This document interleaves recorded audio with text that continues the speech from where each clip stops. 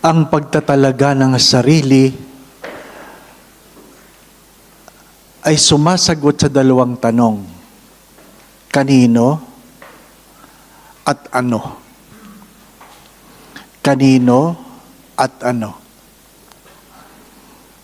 Kanino mo tinatalaga ang iyong sarili? Sino siya para sa iyo? Kaya ang tanong ng Diyos, bakit mo ako tinatawag na mabuti? Ano ba ang pagkakaintindi mo sa mabuti? Why do you call me good? Only God is good. Bakit? Ano ang pagkakaintindi mo sa mabuti? Mahalaga na pag tayo po ay nagbibigay ng ating sarili, kinikilala natin kung kanino natin binibigay. Kasi kung hindi mo kilala, hindi mo kayang sagutin yung ano ang iyong ibibigay. Hanggang saan? Hanggang saan? Yung pangalawang tanong ay, ano ang kaya mong talikuran? Madali lang sumunod kung walang tatalikuran. Pero kung meron ka ng tatalikuran dahil sa iyong susundan, mas mahirap yun. Marahil ang pangalawang tanong ay, ano ang kaya mong talikuran para sa akin? Madali lang ang hindi magnakaw kung mayaman ka. Madali lang ang hindi makiapid kung maganda ang asawa mo. Di po ba, no? Madali lang ang igalang ang magulang kung mabait. Magsabi kayo. Madali lang magpakabuti kung ang mga kasama mo ay mabuti. Sa madalit sabi, may mga bagay na madaling gawin dahil maganda o maayos ang sitwasyon. Kaya nga, mas malaking kasalanan kung ikaw ay mayaman na nagnakaw ka pa. Mas malaking kasalanan na ang ganda na ng asawa mo, nakiapid ka pa. At ang kinuha mo, pangit. Mas malaking kasalanan yon, di po ba? Na? Ay, talagang wala kang ihaharap na mukha sa Diyos. Di ba? Kaya pag ikaw ay gagawa ng kasalanan, itatanong mo, bakit? Bakit? Di ba? Ano ang kaya mong iwanan? Sino ang pwede mag-fasting? Di ba yun ang tanong, di po ba? Sino ba ang pwede mag-ayuno? Yun lang, ang pwede lang mag-ayuno, yun lang mayroong kinakain. Kasi kung wala kang makakainin, hindi ka pwede mag-fasting. Di po ba? Hindi ako kakain ngayon. Fasting ako. Di ba? Ano dapat kakainin mo? Wala. Di ba? Sino lang ang pwedeng bumaba sa first floor? Yung may second floor. Hindi naman mahirap intindihin yun. Yung tinatanong ng Diyos, ay, napakaganda lang yung sitwasyon sa buhay. Pero kung hinihingi ko sa iyo ang iyong yaman, bitawan mo yung iyong yaman, ipagbili mo yung ari-arian, ha? Mabuti sana kung ipagbili mo yung ari-arian at ilagay mo sa bangko yung pinagbilhan, maintindihan mo. Pero ipagbili mo yung ari-arian, ipamigay mo sa mahihirap, ay parang mahirap yun. Mga minamahal na mga kapatid, if you want to give yourself to God, you must be willing to lose everything. Not just sin. Nadinig nyo na ito, madalas ko itong sinasabi. If you lose money, you lose nothing. If you lose your health, you lose something. But if you lose your character, you have lost everything.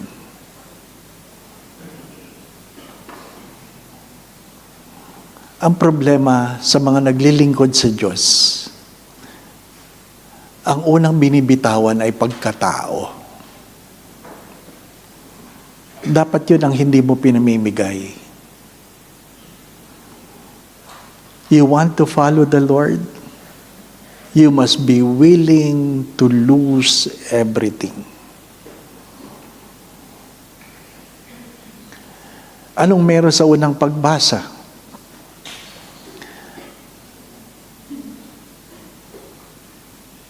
Dapat meron kang karunungan para magawa mo kung ano ang tama. Alam natin yun. Ang matalino ay alam ang tama at mali. Ang marunong ay ginagawa ang tama, iniiwasan ang mali. Madali lang ang maging matalino. Mahirap maging marunong. Yung mga nag-aaral, baka ito ang karanasan nila ngayon. Yung mga natapos na, baka ito ang karanasan nyo noon. Ang alin? Hindi lahat ng mataas ang grade, matalino. Hindi lahat ng mataas ang grade, matalino. Yung ibang mataas ang grade, magaling lang mangopya. Di ba? Oo. Malinaw lang ang mata. Magaling lang magtanong sa kaliwa at kanan. Di ba? Hindi lahat ng mataas ang grade, matalino. Maabilidad. Taas mo, taas mo. Di ko kita. Tagilid mo. Pagkakaopya niya, sasabihin, tama ba yan? Di ba? Naranasan niyo yun, ano? O kayo yun? Di ba? Pag hindi ka nagpakopya, ang sama mo. Ikaw yung masama. Hindi ka nagpapakopya eh. Pero ano ang tama? Di ba? Maraming bagay tayong pinagtatawanan dahil wala tayo sa karanasan. Pero kung ikaw ang nasa karanasan, saka mo lang naiintindihan. Sino yung mga magaling magpayo? Yung wala problema. Sino yung magaling magpayo? Yung mga hindi nakaranas ng problema. Pero pag sila nakapag-problema, palpak. Palpak din. Kaya mahalagang ikaw ay marunong. Hindi mo kailangang alam lahat. Hingin mo sa Diyos ang karunungan. Pwede mong bitawan lahat. Pero ang karunungan ay, alam mo kung ano ang dapat mong bitawan. Sapagkat hindi naman lahat pinabibitawan. Yun lang dapat bitawan. Paano mo maabot yung sapat o tamang karunungan? Nasa ikalawang pagbasa. Makinig ka sa salita ng Diyos. Ano po ba sinasabi na salita ng Diyos? Ano sinasabi? Madalas, mas nakikinig tayo sa iba kaysa sa Diyos. Mas nakikinig tayo sa iba kaysa sa Diyos. Kaya nahihirapan tayo. Ang bawat isa ay mayroong pinagdadaanan. Ang bawat isa ay mayroong pinapahalagahan. Kaya ang bawat isa ay may kanya-kanyang problema. May kanya-kanyang problema. Kahit magkapatid, magkaiba ang problema. Diba? Kahit parehong pari, magkaibang problema. Sapagkat ang pagtatalaga ng sarili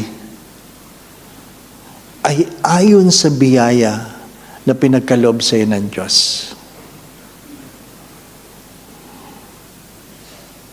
Madali lang sumunod sa Diyos. Kanina, sabi, "Uy, pagpariin mo ito ha." Madali lang sumagot na, oo. Madali lang. Lalo ni mga magulang, oo. Hindi sila yung magpapari. Hindi ba ba na? Oo. Yung bata naman, hindi pa niya lubos na iisip kung magpapari siya. Oo. Di ba?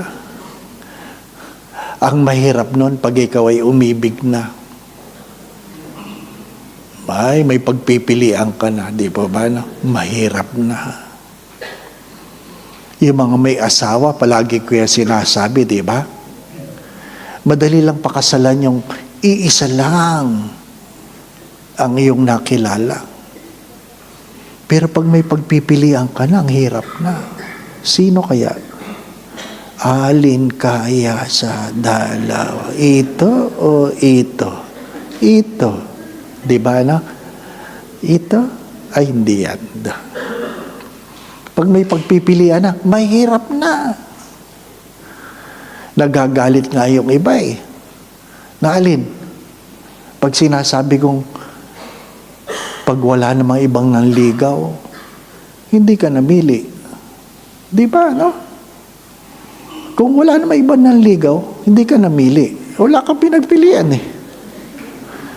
Kung wala namang ibang babaeng pagpilian, hindi ka namili. Di ba, no? Nagtiyaga ka lang. Oh. Pinagtiyagaan mo lang yung asawa mo, di ba, no?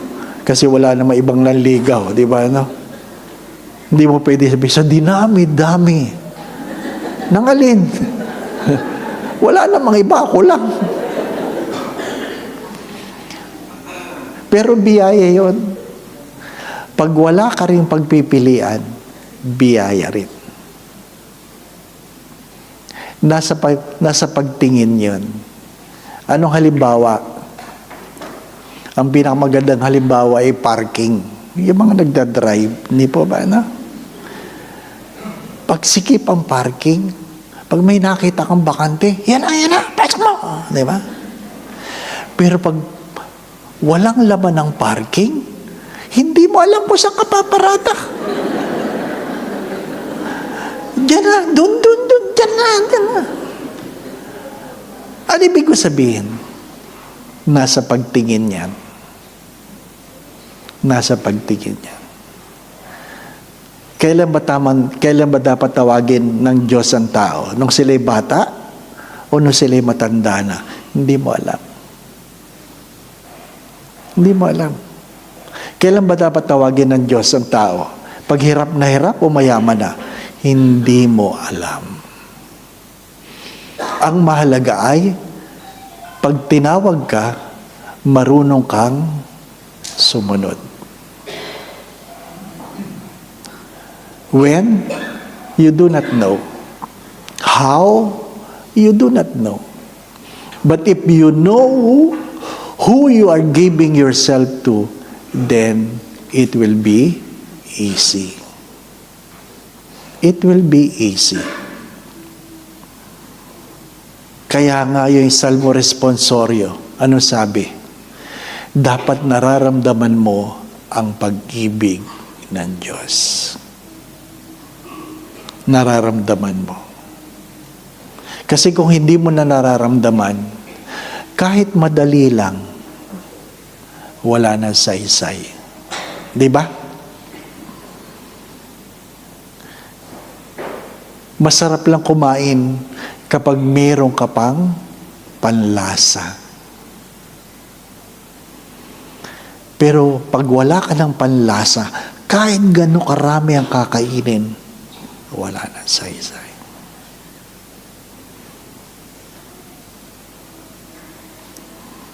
I hope you begin by asking the grace to know why God is good. Sa gabing ito, itanong mo, bakit ba mabuti ang Diyos? Try to answer the question, why is God good?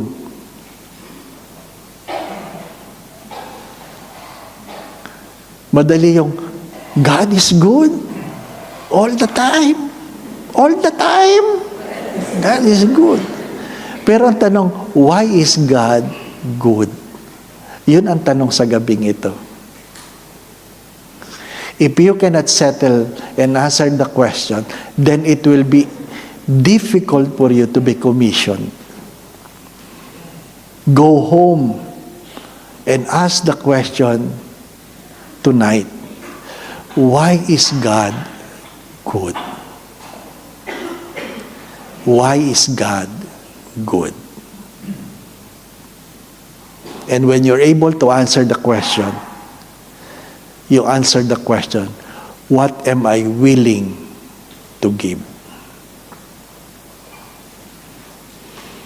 After my stroke, ito na palagi ko example. Ang alin? Lahat tayo may problema. Lahat may problema. Bata, matanda, lahat may problema.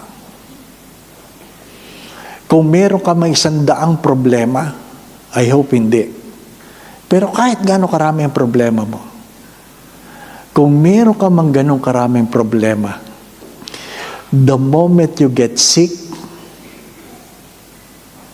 all your problems will be erased.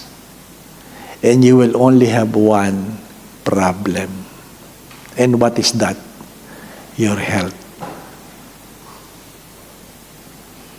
Mag-isip kayo. Anong problema mo ngayon? May mga kasama ko sa pilgrimage. Isa na lang ang problema nila. Ano yun?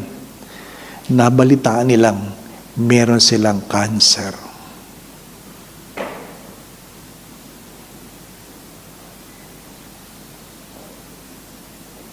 Anong problema mo? Anong problema mo?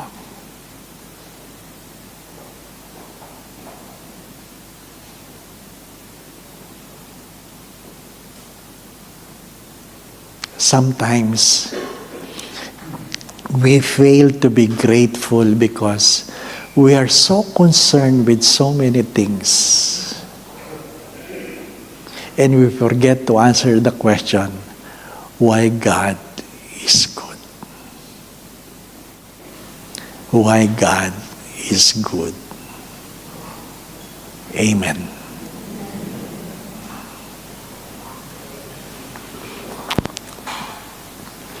Ipahayag natin ating pananampalataya.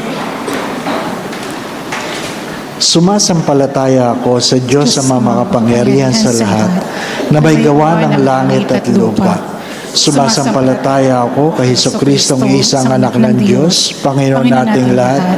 Nagkatawang tao siya lalang ng Espiritu Santo.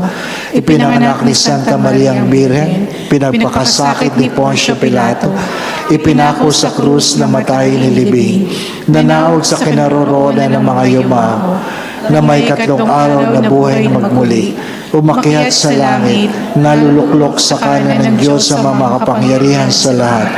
Doon magmumulat paririto at hukom sa nakabubuhay ng kamatay na tao. Sumasampalataya naman ako sa Diyos Espiritu Santo, sa banal na simbahang katolika, sa kasamahan ng mga banal, sa kapatawaran ng mga kasalanan, sa pagkabuhay na magbuli ng matay na tao, at sa buhay na walang hanggan. Amen. Manalangin tayo sa Ama upang bigyan tayo ng lakas na iwaksi ang mga bagay na nakapaglalayo sa atin sa Kanya. Buong kababaang loob tayong manalangin at sa bawat kahilingan ng ating itutugon, Ama namin, dinggin mo kami. Ama namin, dinggin mo kami. Gabayan nawa ng simbahan ang bawat mananampalataya tungo kay Jesus, ang salita ng Diyos na siyang tunay na yaman ng bawat tao. Manalangin tayo. Ama namin, dinggin mo kami. Pansinin at tugunan nawa ng aming mga pinuno ang labis na paghihirap ng mga katutubo at ipagtanggol sila laban sa mga mapang-abuso. Manalangin tayo. Ama namin, dinggin mo kami.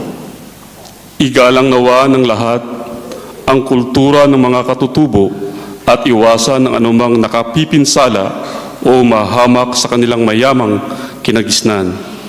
Manalangin tayo. Ama namin, dinggin mo kami. Makapiling nawa ng mga kapatid naming pumanaw ang tunay na kayamanang inaasam ng bawat Kristiyano. Si Jesus na Panginoon namin at Diyos. Manalangin tayo. Amen. Sa ilang sandali ng katahimikan, itaas natin sa Diyos ang ating personal na kahilingan, gayon din ang mga taong lubos na nangangailangan ng ating panalangin.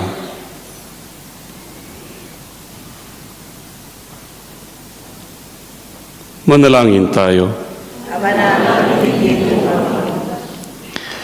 Ama naming mapagmahal, dinggin mo ang aming mga panalangin upang makapamuhay kaming matiwasay habang matiyagang naghihintay sa aming pagsapi sa piling mo, kung saan ang aming matatagpuan ang tunay na kayamanan kasama si Jesucristo, anak mo na aming Panginoon. Amen. Tayo po ay magsiupo para sa pag-aalay ng mga handog.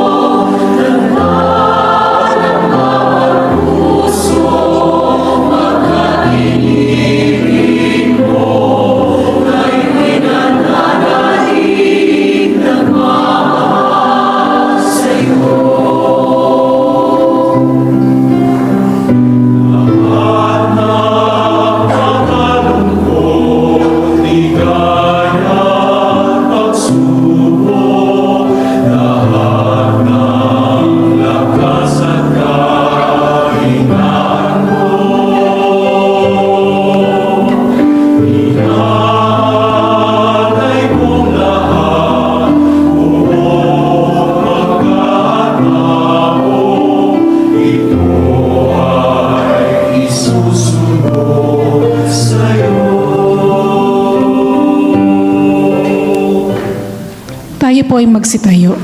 Manalangin kayo mga kapatid upang ating mga pag-aalay ay maging kalugod-lugod sa Diyos Ama nating mapagmahal. Tanggapin nawa ng Panginoon itong paghahain sa iyong mga kamay, sa kapurihan niya at karangalan, sa ating kapakinabangan at sa buong sambayanan niyang banal. Ama naming lumikha, tanggapin mo ang aming mga panalangin na sumasalo sa aming paghahain upang sa ginaganap naming pagdiriwang kami makatawid sa kaluwalhatian sa pamagitan ni Jesucristo kasama ng Espiritu Santo magpasawalang hanggan. Amen. Sumainyo ang Panginoon. At sumainyo rin. Itaas sa Diyos ang inyong mga puso at diwa. Itinaas na namin sa Panginoon. Pasalamatan natin ang Panginoong ating Diyos. Marapat na siya'y pasalamatan. Ama naming makapangyarihan, tunay nga pong marapat na ikaw ay aming pasalamatan sa pamagitan ni Jesucristo na aming Panginoon. Siya ang salitang katuwang mo at kapiling nung ang lahat ng umiiral ay iyong likhain. Siya ay sinugo mo para kami ay sagipin at palayain, kaya't siya ang kinalingan ng mahal na Birhen na naging kanyang inang totoo sa kapangyarihan ng Espiritu Santo. Inako niyang sundin ang loob mo at kamti ng sambayan ng banal para sa iyo. Pinagtiisan niyang iunat sa krus ang kanyang mga kamay upang magwakas ang kamatayan at mahayag ang pagkabuhay. Kaya kaysa ng mga anghel na nagsisiawit ng papuri sa iyo ng walang humpay sa kalangitan, kami nagbubunyi sa iyong kadakilaan.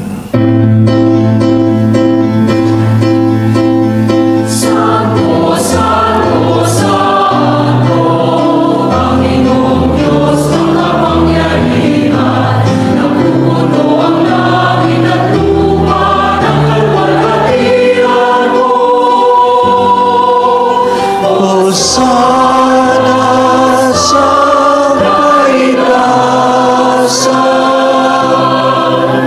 pinagpala na paririto sa ngalan ng Panginoon.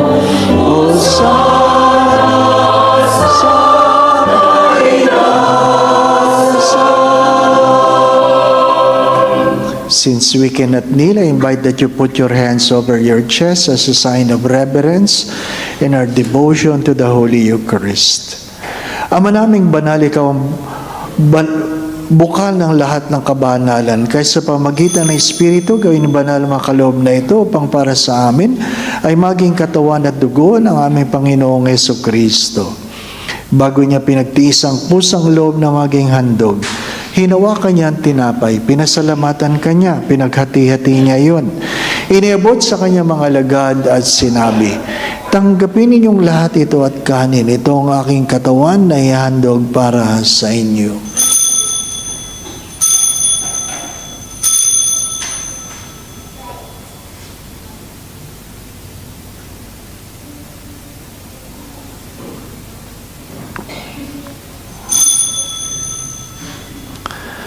Gayon din naman nang matapos ang hapunan, hinawakan niya ang kalis, muli kanyang pinasalamatan, iniabot niya ang kalis sa kanyang mga alagad at sinabi, tanggapin ninyong lahat ito at inumin, ito ang kalis ng aking dugo ng bago at walang hanggang tipan.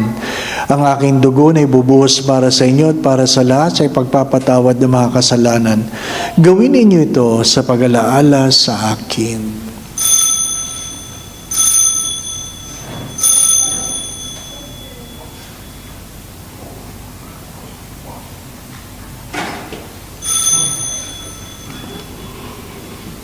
Ipagbunyihin natin ang misteryo ng ating pananampalataya.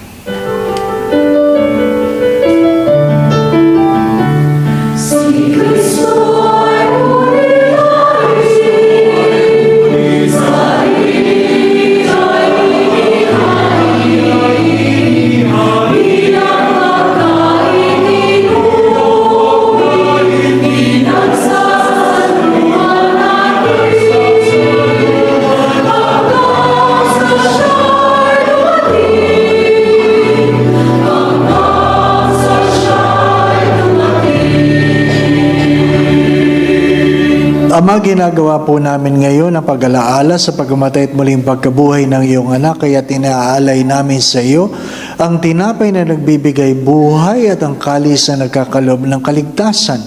Kami pong lahat ay nagpapasalamat dahil kami yung minarapat na tumayo ngayon dito sa harap mo para maglingkod sa iyo. Isinasamo namin kaming magsasalo-salo sa katawan at dugo ni Kristo ay mabuklod sa pagkakaisa sa pamagitan ng Espiritu Santo.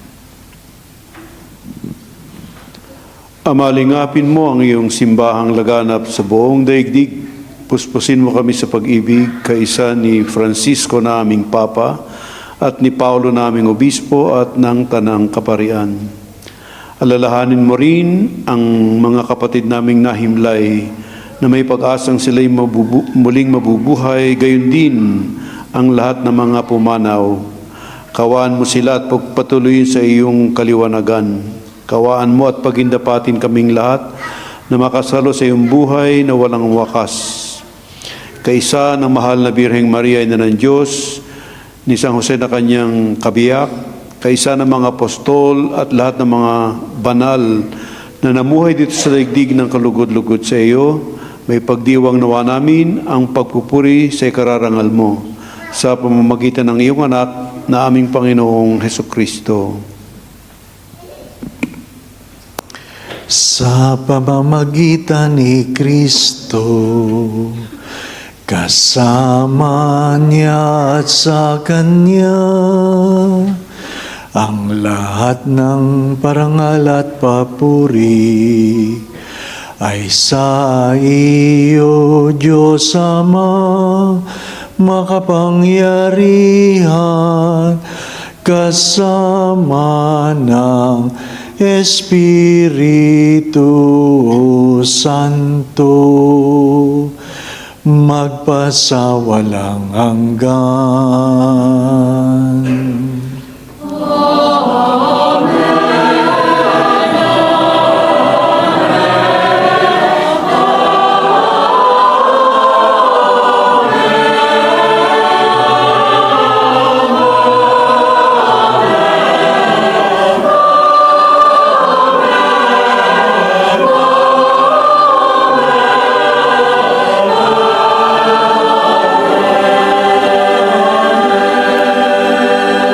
Sama-sama natin idulog sa mga ating mga panalangin sa pamamagitan ng panalangin tinuro sa atin ating Panginoong Hesukristo. Ama namin, sumasalangit ka, sambahin ang ngalan mo, mapasa amin ang kaharian mo, sundin ang loob mo dito sa lupa para ng sa langit. Bigyan mo kami ngayon ng aming kakanin sa araw-araw, at patawarin mo kami sa aming mga sala, para ng pagpapatawad namin sa nagkakasala sa amin, at huwag mo kaming ipahintulot sa tukso, at iadya mo kami sa lahat ng masama. Hinihiling namin kami adya sa lahat ng masama, pagkaluban kami ng kapayapaan sa araw-araw. Iligtas sa lahat ng kasalanan, paggalingin sa aming mga karamdaman, tuwangan sa aming mga suliranin, hanguin kami sa kahirapan, at ilayo sa lahat ng kapahamakan samantalang aming pinanabikan ang dakilang araw ng pagpapahayag ng tagapagligtas naming si Jesucristo. Sapagkat iyo ang kaharian at ang kapangyarihan at ang kapurihan magpakailanman. Amen. Panginoon Jesucristo, sinabi mo po sa iyong mga apostol, kapayapaan ang iniiwan ko sa inyo, ang aking kapayapaan ang binibigay ko sa inyo. Tunghayan mo po ang aming pananampalataya at huwag ang aming mga kahinaan na nagdadala sa amin sa paulit-ulit na pagkakasala, kundi pagkaluban mo kami ng kapayapaan sa aming mga puso, kapayapaan sa aming isipan, kapayapaan sa aming kanya-kanyang pamilya, tahanan o tinitirhan, kapayapaan sa aming mga pinagtatrabahuhan, kapayapaan dito sa aming parokya, sa aming bayan, sa buong mundo, at pagkaisahin mo kami sa iyong kalooban, kasama ng Espiritu Santo magpasawalang hanggan. Amen. Mga minamahal na mga kapatid, ang kapayapaan ng Panginoon nawa ay laging sumainyong lahat. At sumainyo rin. Pagpalain po natin ating mga katabi sa pagbibigayan natin ng kapayapaan. Sumainyong kapayapaan.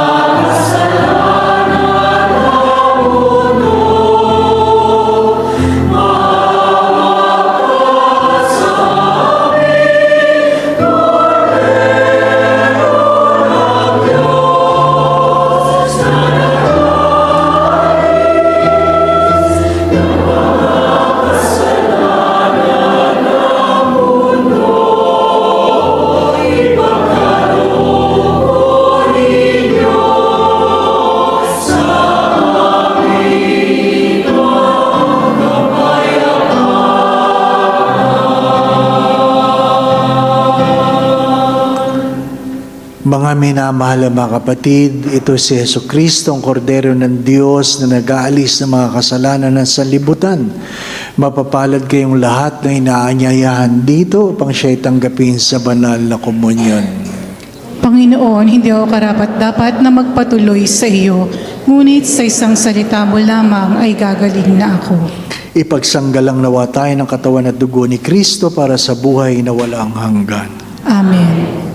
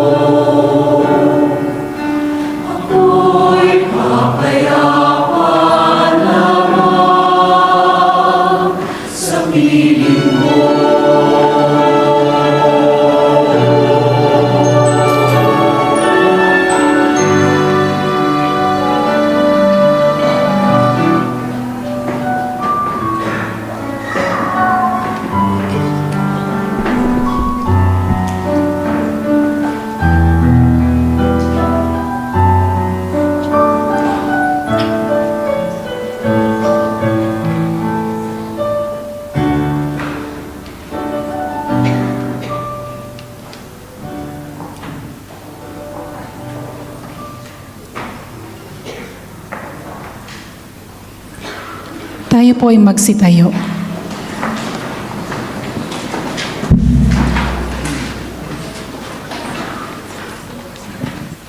Manalangin tayo. Ama naming mapagmahal, ngayon kami ay iyong pinapakinabang sa katawan at dugong banal.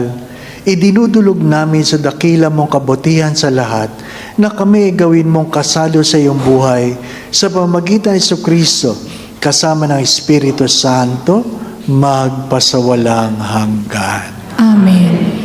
Binasa ni Father Troy yung long version ng gospel. Ano pa? Kaya naputol na doon. Ano po? Nakalagay doon, ang sino mang mag-iwan ng kapatid, anak, ano pa? Magulang, lupa, bahay, ay babalik ng 100 times, no? Hindi sinabi doon mag-iwan ng asawa. Napansin niyo ba yun? Hindi bahagi, hindi kasali yung mag-iiwan ng asawa. Kayo din, pag iniwan nyo yan, 100 ang ibabalik sa inyo. Mahirap. Going back to what I've said, what is the most important question? Not what will I do in the mission, but why I am doing it. Hindi yung anong gagawin mo sa mission. Kami ang kakanta. Kami magsiserve. Kami ganyan. Hindi lang mahalaga. Ang mas mahalagang tanong ay, bakit? Bakit? Dahil sa sagot na, mabuti ang Diyos. Sa tanong ko lang, bakit mabuti ang Diyos? Hindi ko alam kung kilala niyo si Simon Sinek. Sabi niya, people don't buy what you do. People buy why you are doing it. It's good to understand you will never go to heaven by what you do. You will go to heaven by why you are doing it. And let us begin this mission by having a deeper understanding why we are doing it. Amen. Sumainyo ang Panginoon. At sumainyo rin. Magsitungo kayo, tingin ang pagpapala ng Diyos. Naway ingatan kayo ng Diyos. Ilayo kayo ng Diyos sa lahat ng uri ng kapahamakan. Patuloy kayong pagkalaban ng kalakasan, kalusugan, at kung sino man sa inyong may karamdaman. Sa makapangyarihang pangalan ni Jesus na taga Nazaret, pagkalaban ka ng Diyos ng kagalingan. Gabayan kayo sa inyong mga iniisip at ginagawa. Kung meron man kayong mga pinagdadaan ng suliranin o pagsubok, tuwang nawa kayo ng Diyos, alisinan niyo mga pagkatakot at pangamba. Dagdagan nawa ng Diyos ang inyong mga pananalig at pananampalataya sa Kanya. Sa misyong Pilipinong ito, nawa ay maramdaman mo ang pag-ibig na ipagkakalob sa iyo ng Diyos upang anumang pagod, hirap, gutom ang iyong mararanasan ay sapat na maramdaman ang pag-ibig ng Diyos. Kung ano man ang kabutihan, paghahandog, pagsasakripisyo ngayong gagawin, naway suklian ito ng Diyos nang mayroong pagpapala sa iyong buhay at sa iyong mga mahal sa buhay.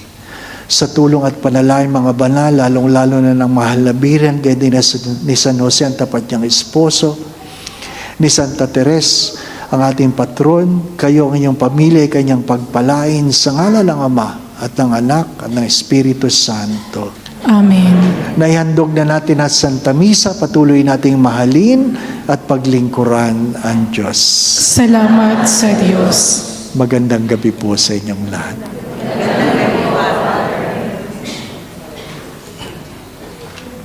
Tapos na.